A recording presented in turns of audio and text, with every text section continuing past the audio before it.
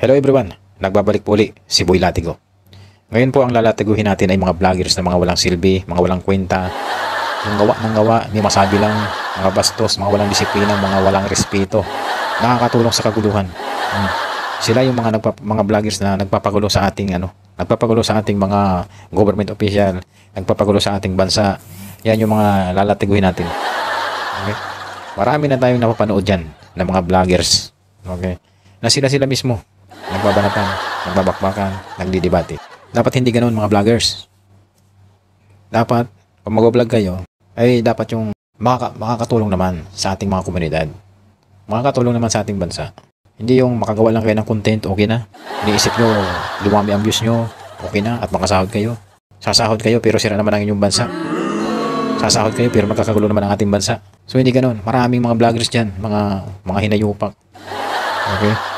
Maraming mga vloggers dyan, yung iba dyan, bayaran na nga eh. Yung iba dyan, mga hawak na ng politiko. Ngayon, gusto kong pag-usapan ng isang bagay na mahalaga. Hindi tungkol sa politika, personalidad. Ngunit tungkol sa kung paano tayo bilang mga vlogger ay makakagawa ng isang tunay na pagbabago. Nang hindi sinisira ang isa't isa. Lately, marami akong nakikita mga vloggers. Okay? Mainit na debate at conflict sa mga vloggers tungkol sa mga opisyal ng gobyerno at politika. Bagamat, okay na magkaroon ng iba't ibang opinyon. Ang pakikipaglaban sa isa't isa ay nakakaabala lamang sa atin sa mas malaking larawan, pagtulong sa ating mga komunidad at pagtataguyod ng positibong pagbabago.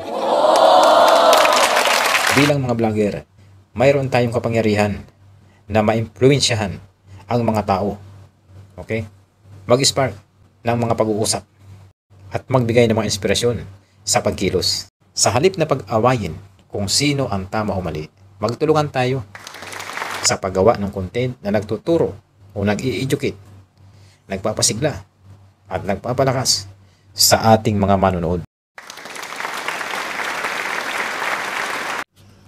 Isipin kung ginagamit namin ang aming mga platform upang i-highlights ang mga isyong tunay na mahalaga tulad ng pagtulong sa mga komunidad, pagtuturo sa mga tao tungkol sa kanilang mga karapatan, o pagpapakita ng mga kwento ng mga pang-araw-araw na bayani.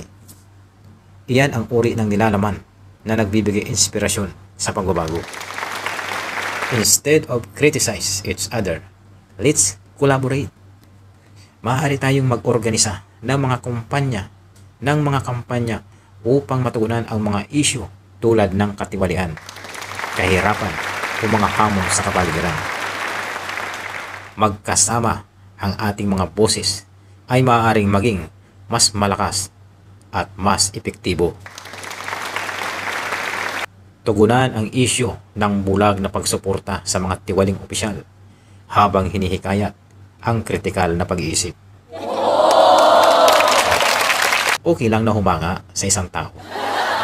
Ngunit tungkulin din nating panagutin ang mga pinuno.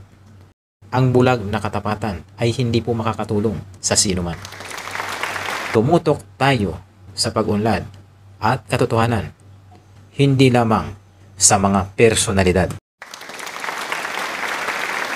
Magagawa nating mas mahusay bilang isang komunidad ng mga vlogger. Iwanan na natin ang mga laban at tumuon sa kung ano talaga ang mahalaga. Gawing mas magandang lugar ang ating bansa at mundo. Kung sang-ayon ka, simulan natin ngayon. Ibahagi ang inyong mga idea at mga komento at magtulungan tayo para sa kabutihan.